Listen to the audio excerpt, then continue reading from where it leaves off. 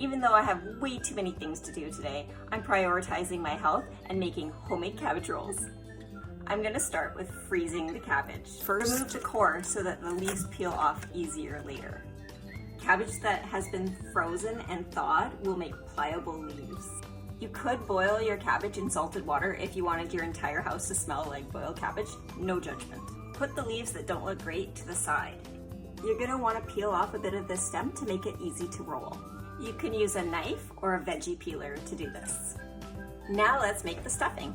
I'm not following a recipe, so I can put whatever I want into these cabbage rolls. Walnuts, carrots, zucchini, fresh tomato from my friend's garden, thanks Corey, dill, and mushrooms. Soy sauce to intensify the umami flavor.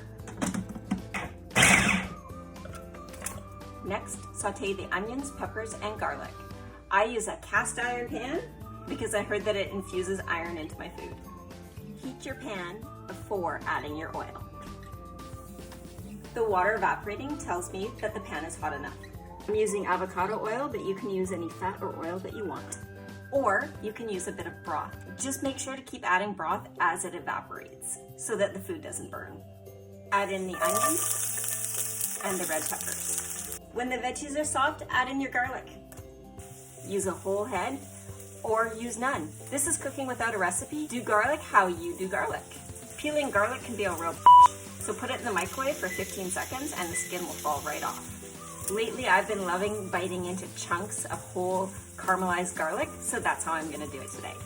Add the sauteed veggies to the ground mixture. Squeeze in tomato paste.